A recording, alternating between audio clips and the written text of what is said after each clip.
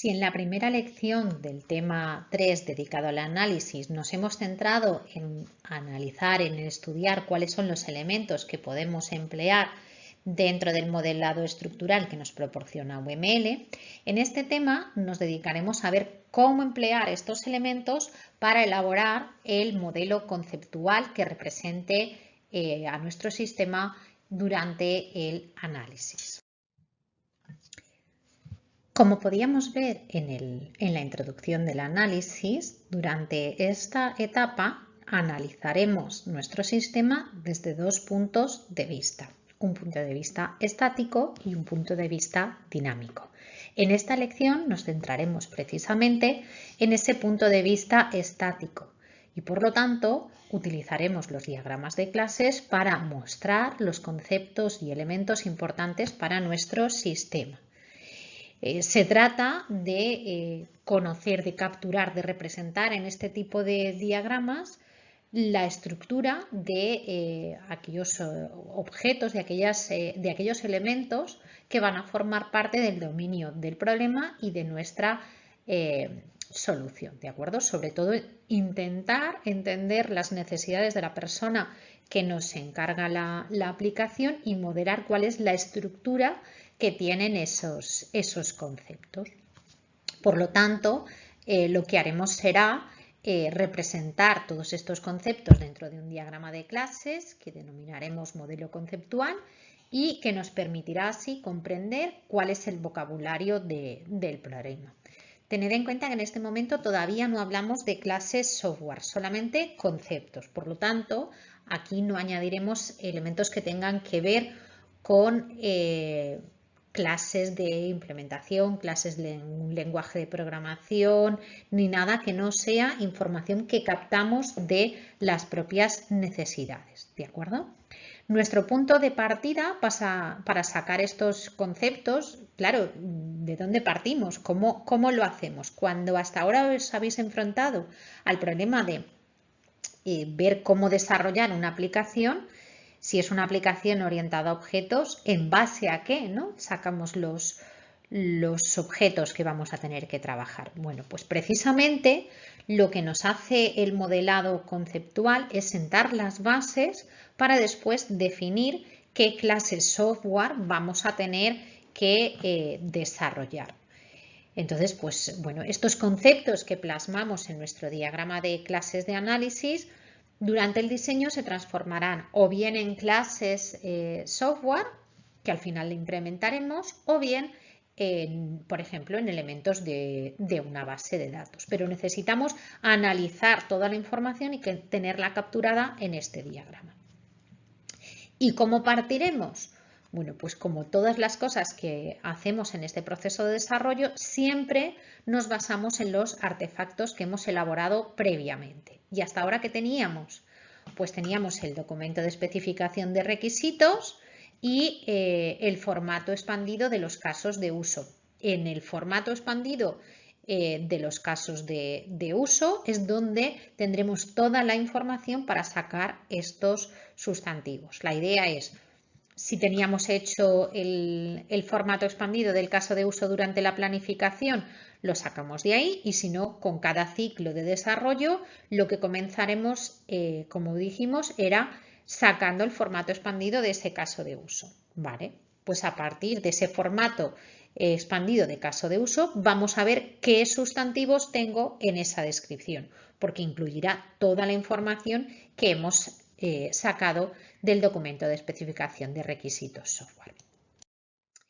Bien, si volvemos al diagrama que teníamos de nuevo en la introducción del tema, donde hablábamos que en este tema de análisis generaríamos tres artefactos, el modelo conceptual, los DSGS o diagramas de secuencia generales del sistema y los contratos, pues precisamente en esta lección nos centraremos en este modelo conceptual para explicar, para captar los conceptos relevantes. ¿Y cómo lo haremos? Pues de una manera bastante sistematizada, ¿de acuerdo? El proceso para elaborar el modelo conceptual es el que tenéis aquí mostrado. Partiríamos, como decía, identificando las clases a partir del formato expandido. Esto nos permitiría elaborar un diccionario de datos, saber qué concepto representa o qué significa cada uno de los conceptos que tenemos. A continuación, identificaríamos las relaciones que se dan entre estos conceptos, los atributos que tienen cada uno de los conceptos y luego intentaríamos refinar nuestro modelo organizando las clases mediante herencia para captar y pasar a las clases base el comportamiento y los atributos comunes. Y lo que haríamos una vez tuviéramos el diagrama preparado sería intentar verificar que podemos acceder y realizar todas las consultas. Este modelo se iría refinando, es decir, si podemos acceder a todas las relaciones que tenga, aunque no sean directas. ¿De acuerdo? Todas las relaciones que haya entre dos clases no necesariamente van a ir por una relación de asociación, sino que con que haya un camino para alcanzar esa información será suficiente. ¿De acuerdo? Y luego entraríamos en un proceso de ir refinando este modelo. Además, esta elaboración del modelo conceptual la haremos teniendo en cuenta los casos de uso del ciclo de desarrollo en el que nos encontremos. Por lo tanto, durante cada uno de los ciclos iremos completando este diagrama, ¿de acuerdo? Y además este diagrama servirá de base para el diagrama de clases de diseño y durante el diseño también podremos ir refinando si se nos ha pasado algo por alto, ¿de acuerdo? No son elementos que se queden inamovibles, sino que podremos ir mejorándolo durante todos los ciclos de desarrollo. Bien, pues ahora vamos a entrar en cada una de estas etapas. Comentar que la referencia a lo que es el diccionario de datos, que sería definir para cada concepto su significado, nos lo vamos a exigir en la asignatura, tenerlo redactado como un documento. Sí podría ser interesante, pero la idea es que nos centremos en ver cómo elaborar el diagrama y simplemente, pues eso sí, como tenemos pocos conceptos, pues tener claro lo que significa cada uno de ellos, pero esa parte nos la vamos a saltar. Bien, el primero de los pasos que hemos dicho que vamos a realizar es identificar las clases, ¿de acuerdo? Generalmente cuando hablamos utilizamos conceptos y los relacionamos entre sí, ¿de acuerdo? Igual no nos hemos parado a pensarlo, pero en realidad es así. Cuando creamos frases, cuando construimos frases, lo que vamos es enlazando conceptos entre sí y los unimos. ¿Cómo es esto? Pues básicamente lo que hacemos es unir sustantivos mediante verbos, básicamente. Y unimos sustantivos entre sí, unimos propiedades de un sustantivo con el propio sustantivo, ¿de acuerdo? Entonces, esto es lo que vamos a hacer, básicamente, buscar sustantivos en la descripción del problema, en nuestro caso, de la descripción en formato expandido del caso de uso, ¿de acuerdo? También nos interesará el formato de alto nivel, pero posiblemente todos los conceptos estén desglosados si se ha hecho correctamente dentro del formato expandido y no tengamos conceptos que no aparezcan, que aparezcan en el alto nivel, que no aparezcan en el expandido. ¿De acuerdo? En cualquier caso, además de la información que aparece en estas descripciones, será necesario que aportemos nuestro conocimiento, nuestra experiencia sobre las aplicaciones en general, ¿de acuerdo? Para ello, pues si no tenemos experiencia, vamos a poder contar con un listado de conceptos típicos que aparecen en todos los sistemas. ¿De acuerdo? Entonces, bueno, pues además de identificar los sustantivos, vamos a contar con este listado de conceptos que suelen tener sentido y nos servirá para repasar que no se nos haya pasado nada. ¿De acuerdo? En cualquier caso, pues no seamos demasiado selectivos ni selectivas, ¿de acuerdo? Primero saquemos todos los conceptos que ya podremos eliminar aquellos que no sean relevantes para nuestro problema. Bien, esas categorías que os decía, pues son estas que tenéis aquí, elementos físicos o tangibles, pues por ejemplo si estamos hablando de un sistema de venta de pasajes, de control de una compañía aérea, ¿no? Pues el más tangible que los aviones, pocas cosas, ¿no? También son conceptos a extraer las especificaciones y las descripciones de las cosas. Y esto es muy importante porque una cosa es la descripción de un objeto y otra lo que es el objeto en sí.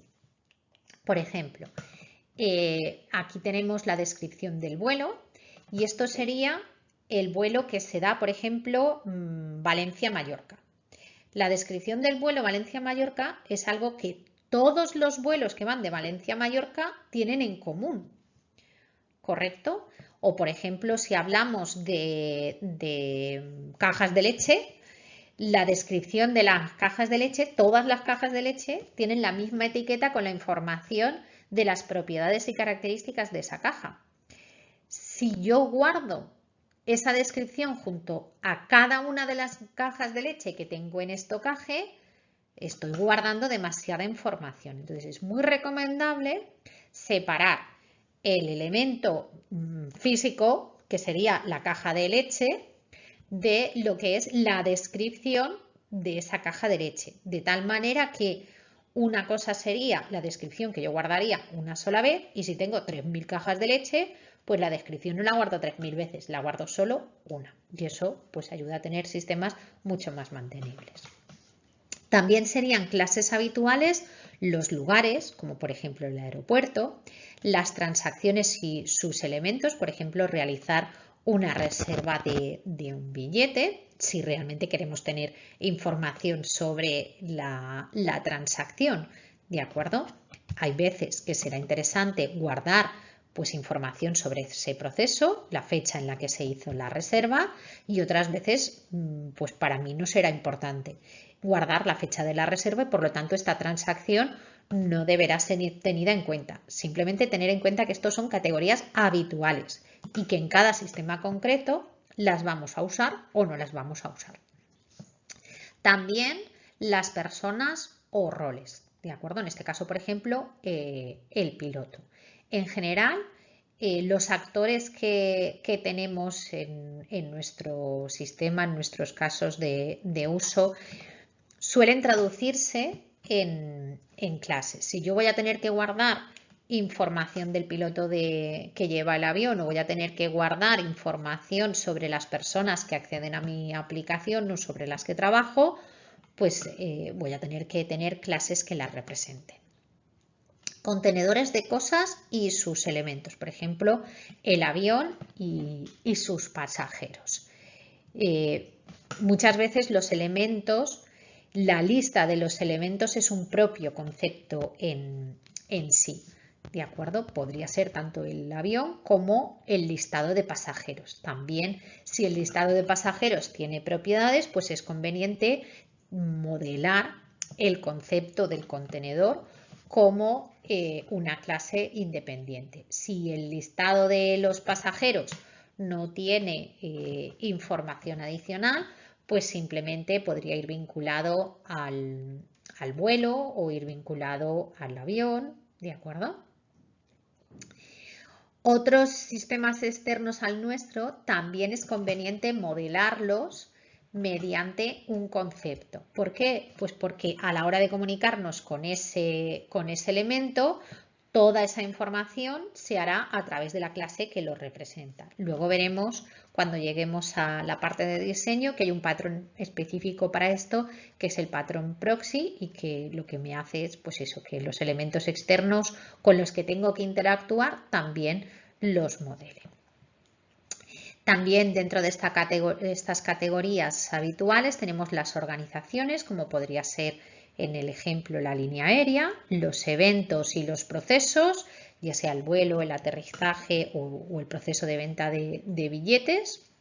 Las normas de la compañía, en algún sitio tengo que guardar si es posible realizar la devolución, en qué condiciones, si pasadas unas determinadas fechas ya no es posible, ¿de acuerdo? Eso hay que guardarlo en algún sitio y está bien tenerlo como con un concepto que sea pues normas o política de la empresa.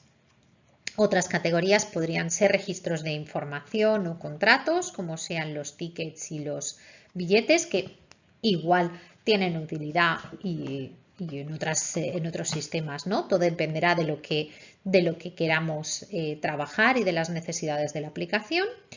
También los instrumentos y los servicios financieros, como el crédito o el estocaje. Y la información que podamos tener pues, de manuales, de libros, de catálogos, como un catálogo de viajes. ¿Vale? Llegados a este punto, ¿cómo definimos o cómo decidimos si uno de estos elementos nos toca en nuestra aplicación, ¿no? Si es relevante? Bien, vamos a verlo con un ejemplo. Hablábamos del ticket, ¿verdad? Del recibo de una operación de venta. Bien, ¿debemos guardar esta información de un ticket o un recibo? Pues no hay una respuesta concreta general. Habrá aplicaciones en las que sí y habrá aplicaciones en las que no. ¿Cuándo sí y cuándo no? Bueno, pues si para nuestra aplicación es importante tener información de ese ticket, por ejemplo, para hacer una devolución, ¿vale? Pues será importante. Es decir, si yo tengo que llevar el ticket a la tienda, pero además no es que tenga que llevar el ticket y la persona lo vea, no, es que se va a utilizar la información del ticket para comprobar con el ticket guardado en el sistema y que coincide, ¿vale? Si lo voy a utilizar para eso, para comparar esa información, sí necesitaré guardar la información del ticket, porque luego voy a llegar y voy a compararlo. Si simplemente me van a pedir el ticket, que lo conserve, porque cuando llegue la persona que esté atendiéndome va a comprobar que le parece que es un ticket válido de la tienda, que la fecha entra en fecha de plazo y a mi sistema software no le va a pedir que valide ni que compruebe nada, pues entonces no tendré que guardar el ticket. ¿De acuerdo? Bien. Y lo que os decía sobre las descripciones de conceptos, ¿de acuerdo? Que son clases y que es muy importante separar la descripción de los propios elementos para reducir la cantidad de información redundante que tenemos, ¿de acuerdo? Bien, tendremos ya todos los conceptos y ahora, ¿cuál era el siguiente paso? Pues el siguiente paso nos decía que teníamos que eliminar clases. ¿Y cuáles eliminamos y por qué? Bueno, pues lo que ocurrirá muchas veces, por ejemplo, es que tendremos referencia al mismo concepto con dos sustantivos diferentes. Por ejemplo, si hablamos de usuario de la aplicación o cliente que también usa la aplicación. Deberemos distinguir qué conceptos hacen referencia a la misma idea y cuáles hacen referencia a ideas diferentes. Por cada idea solo debemos almacenar uno de los sustantivos, aquel que nos parezca más representativos. Y a partir de ahí, utilizar solo ese, ¿de acuerdo? Para eliminar la ambigüedad y la redundancia. Luego también eliminaremos aquellas clases que sean irrelevantes. Por ejemplo, podemos haber capturado el sustantivo ticket, pero decidir que como no me va a hacer falta el ticket para comprobar la información, no necesito ese sustantivo. Si ese sustantivo al final no va a tener que ver con una necesidad software, algo que le voy a pedir al ordenador, no lo voy a tener que almacenar. Ambigüedad. Debemos eliminar la ambigüedad de todos los sustantivos que tengamos en nuestros conceptos. Tiene que quedar absolutamente claro a lo que hace referencia cada sustantivo. Si en estas alturas nos llegara un sustantivo que no tenemos claro, ¿qué tendríamos que hacer? Pues consultar con nuestro cliente o clienta y que nos quede absolutamente claro cada concepto que tenemos definido a qué hace referencia. Y si era un sustantivo que hacía referencia a otro concepto que ya teníamos registrado, eliminarlo y resolverlo. ¿De acuerdo? Tampoco son clases lo que vayan a ser propiedades de los conceptos. Esos serán atributos. Tampoco son clases las operaciones que vayamos a realizar sobre los conceptos. Y tampoco son clases el papel que juega un concepto, un sustantivo, en una relación. Esos son roles. Me explico. Por ejemplo, yo puedo tener el concepto persona y el concepto empresa. Y trabajador no deja de ser un rol que juega una persona en su relación con la empresa. ¿De acuerdo? Yo puedo almacenar la información simplemente llamando a la clase trabajador o trabajadora, ¿de acuerdo? Y no tener la clase persona. Pero lo que no voy a tener que tener son las dos cosas. Si para mí todas las personas que almaceno en la empresa son trabajadoras, perfecto, mi clase puede ser trabajadora. Pero si voy a utilizar el concepto persona para más cosas, trabajadora simplemente será el nombre de un rol entre la relación empresa y la clase persona. ¿De acuerdo? Y luego todo aquello que no deberíamos de haber incluido, pero se nos puede haber pasado y podemos habernos ido muy hacia adelante y pensar en cosas relacionadas con la implementación, tampoco toca aquí. ¿De acuerdo? Y más adelante, cuando tengáis tanto un diagrama de clases para el análisis, el modelo conceptual y otro para el diseño, cuando añadimos clases nuevas al de diseño porque son decisiones de diseño, entonces no se añaden al modelo conceptual, ¿de acuerdo? Esas ahí no tocan. Relacionarlos, ¿de acuerdo? Entonces, para identificar relaciones, lo que vamos a hacer es muy similar a lo que hemos hecho para identificar las clases. Si para identificar las clases hemos buscado sustantivos, para identificar las relaciones buscaremos verbos o locuciones verbales, ¿de acuerdo? Que tiene un pronombre detrás del verbo o un adverbio, ¿de acuerdo? En parte de, junto a, habla con. Y del mismo modo que teníamos una lista de conceptos candidatos, también trabajaremos con una lista de asociaciones candidatas. En cualquier caso, es más importante identificar conceptos que relaciones, ¿de acuerdo? Las relaciones nos van a permitir definir el camino, pero ya os digo que de algún modo, si no las tenemos definidas ahora, las vamos a ir viendo durante el diseño y en cualquier caso recordad que si lo que vamos a poner son relaciones de asociación, necesitaremos centrarnos en las relaciones de conocimiento permanente.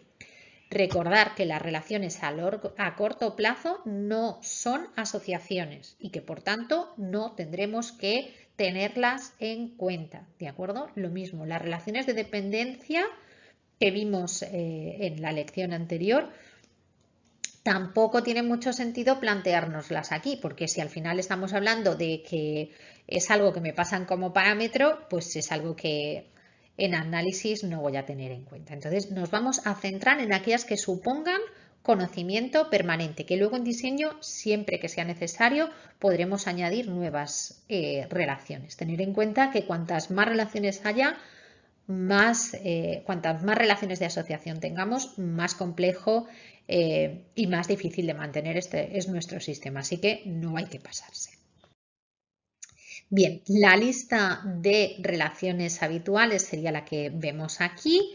Tendríamos pues ser una parte física o lógica de un todo, pues el ala forma parte de un avión o una escala forma parte de una ruta.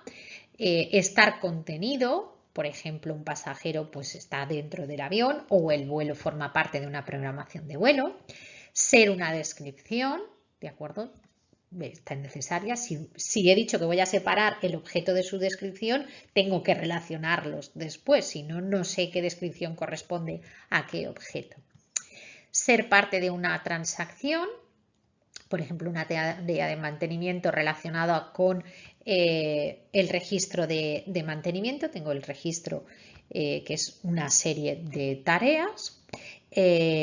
Es o ser conocido, registrado, grabado, ¿vale? Por ejemplo, la agencia de viajes, que es la que registra la reserva. Si necesito guardar información de quién registra la reserva, pues tendré que guardar una relación con la agencia de viajes. Si me da igual a través de qué agencia se haya hecho, pues no tendré esta relación. Otro tipo de relaciones serían ser miembros, como por ejemplo el piloto, que forma parte de la línea aérea, usar o utilizar o manejar, como por ejemplo el piloto con el avión. Pues es bastante probable que necesitemos saber qué persona está pilotando el avión en un determinado vuelo. Quién se comunica, ¿de acuerdo? Y ojo que aquí empezamos ya a tener que tener mucho cuidado en qué es a largo plazo y qué es a corto plazo, ¿de acuerdo? Pues si queremos guardar la relación entre la agencia de viajes y el pasajero para saber a qué agencia se lo compró, pues sí que lo tendríamos aquí.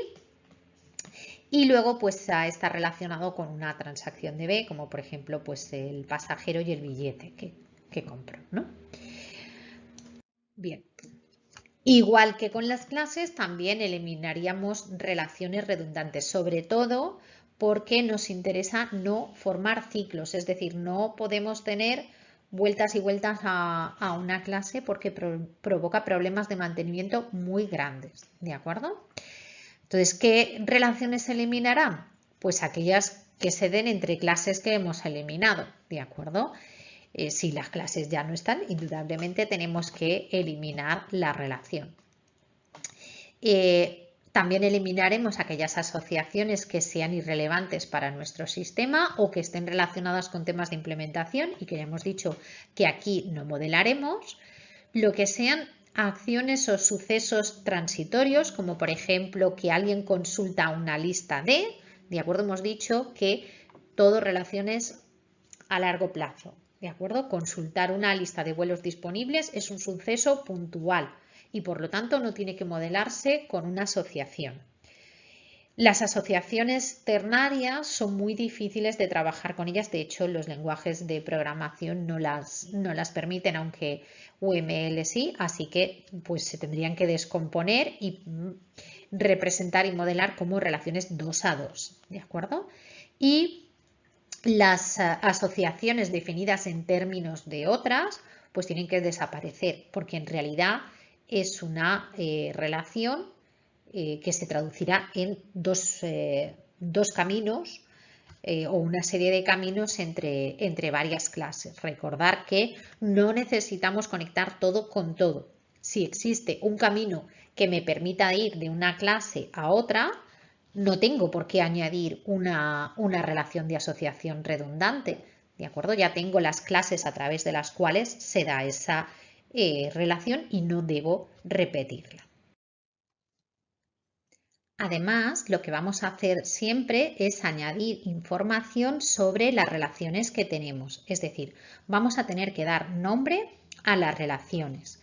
Para eso, lo más útil es utilizar los propios verbos que tenemos en la descripción. También añadiremos nombres de rol que nos permitan clarificar los extremos de la relación. Si además lo hacéis en Visual Parent, se puede hacer que lo genere automáticamente con los nombres de las clases de los extremos y es bastante útil, la verdad. Y también indicaremos la multiplicidad, pero sin entrar en demasiado detalle. Básicamente, si es uno o si es muchos, ¿de acuerdo? Aquí no vamos a entrar en decir si es 0, 1 o si es 0 muchos o si es 1 muchos. Con decir si es muchos o es 1 tenemos suficiente, ¿de acuerdo? Más que nada para saber si se trata de una relación con muchos objetos o solo con uno. Vale. Nos quedaría ahora la parte de identificar atributos, que serían las propiedades de los objetos, de los conceptos que ya tenemos definidos. Pues la mayoría de las veces en el texto aparecen como frases posesivas, por ejemplo, el color del coche, la posición del cursor, etc. ¿Vale? Y si encontramos adjetivos, normalmente nos están dando referencias, nos están indicando valores de los atributos, ¿vale? Pues que el coche pueda ser de color rojo. Cuando vemos el adjetivo rojo estamos hablando de propiedades que pueden tomar los atributos, ¿de acuerdo? Muchas veces acabaremos añadiendo más información sobre atributos por conocer el problema que por lo que tengamos en la especificación. No nos preocupemos tampoco demasiado porque si lo más importante eran los conceptos, después vendrían las relaciones que tenemos entre esos conceptos y lo último, en cuanto a impacto en la estructura del sistema, serían precisamente los atributos, ¿de acuerdo? Entonces, de momento en el modelo conceptual nos centraremos en incluir los más importantes y nada de incluir detalles con implementación. En este punto añadir que nos encontramos muchas veces que añadís identificadores a todos los conceptos. Y por sí, las instancias, los objetos, no necesitan tener un identificador, porque ya comentábamos que dos instancias, aunque compartan el valor de los atributos, son diferentes por la propia definición del concepto de concepto. ¿De acuerdo? Entonces, no necesitamos tener identificadores en todas las clases. Cada instancia va a ser diferente. En algunos casos, cuando queramos guardar propiedades de un objeto que luego nos permita realizar búsquedas, pues lo podremos añadir, pero solamente si son ideas que tenemos y son propiedades que tenemos directamente. Por ejemplo, el DNI de una persona. El DNI de una persona la identifica y es una información que es clara, que aparece entre la información que guardamos de esa persona. No solamente porque después me permita buscarla.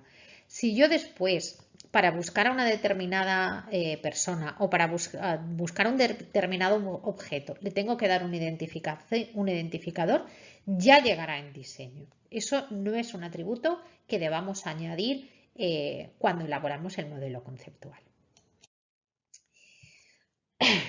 Hemos de tener en cuenta que los atributos son valores, como hemos dicho, de tipos de datos, tipos primitivos, ¿de acuerdo?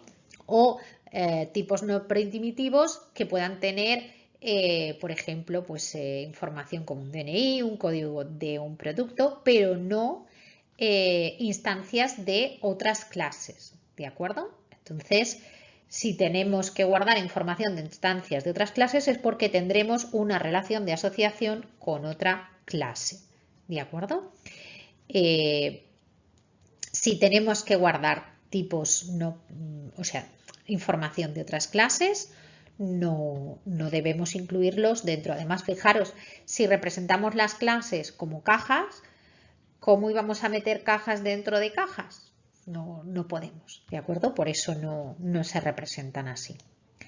Si tenemos tipos de estas características, tienen que ir como clase y no pueden ir adentro.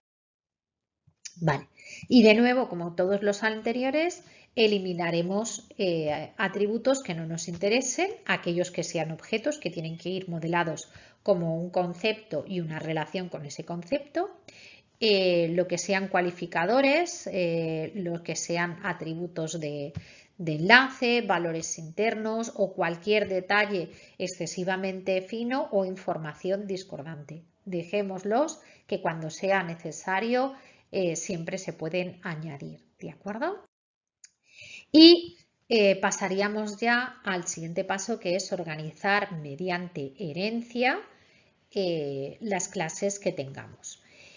Existen dos mecanismos básicamente: pensar en sacar los aspectos comunes que tengan dos clases y crear una clase común que los agrupe, o refinar clases para añadir clases más específicas en función de unas determinadas condiciones. En cualquier caso, como decíamos, no hay que crear jerarquías demasiado profundas. Hemos dicho que el límite es 5 y más no, ¿de acuerdo? Y sobre todo evitaremos la herencia múltiple, que además en Java no la podemos implementar y que tendríamos que traducir al uso de interfaces, ¿vale? Y bueno, llegados a este punto hemos dicho que tenemos que empezar a refinar el modelo. Refinar si se me han pasado cosas por alto o si he añadido demasiadas cosas. ¿Cómo puedo saber si se me han pasado cosas por alto? Vale, pues algunas de las ideas es si yo tengo asimetrías entre asociaciones y generalizaciones, ¿vale? Por ejemplo, si estoy relacionando una clase con otra que no se da todas las veces. En unas ocasiones esa relación de asociación se da, en otras no, ¿de acuerdo? Pues tendría que dividir y poner la relación con la clase hija que corresponda, ¿de acuerdo? La idea es que no debo tener nunca cosas que puedan tener valor o no puedan tener valor. Por ejemplo, si yo tengo atributos que solo tiene una clase cuando pasa una cosa y otros atributos cuando pasa otra, eso me está indicando que en realidad tendría que dividir en dos clases y poner ahí herencia, ¿vale? Si empiezo a ver que mi diagrama es muy complejo, a veces es posible que esté utilizando una clase y que esté jugando dos papeles diferentes, ¿no? Que tenga como dos funciones muy diferenciadas y en realidad ahí lo que ocurre es que mi clase se debería dividir entre esos dos papeles que juega. Si tengo asociaciones duplicadas, pues en ese caso la idea sería ¿a qué se refiere esto? Pues lo que no tiene sentido es que yo tenga una jerarquía de clases y que ponga una relación de clase con cada una de las clases hijas. Tengo que coger la relación de asociación y subirla a la clase padre, ¿vale? Y luego, si hay un determinado rol que determina que una clase haga una cosa o haga otra, igual es que no es un rol, sino que tengo que tener dos conceptos separados y utilizar la herencia para agrupar la parte común, ¿no? Y luego, pues si tengo clases que no tienen propiedades, que ningún camino va a llegar por allí, que nadie le va a pedir nada, pues las clases aisladas no sirven para nada y se tienen que eliminar, ¿no? Cuando este proceso se realiza también durante las siguientes fases, durante el diseño y demás, si al final tenemos una clase que no le hemos añadido operaciones durante el diseño, en ninguno de los ciclos del proceso de desarrollo, pues esa clase al final tengo que ir y borrarla porque no me ha servido para nada, ¿vale? Bien. ¿Cuándo me habrán pasado por alto asociaciones? Pues si hay un camino que no puedo recorrer, si yo necesito para conocer determinada información recorrer una serie de clases y que o bien porque no existe la relación o porque no es navegable en el sentido que me interesa, no puedo llegar. Tengo que asegurarme que puedo llegar. Y habrán asociaciones innecesarias si lo que me proporcionen es información redundante o no hay, lo puedo detectar después en diseño si no hay operaciones que la recorran, ¿no?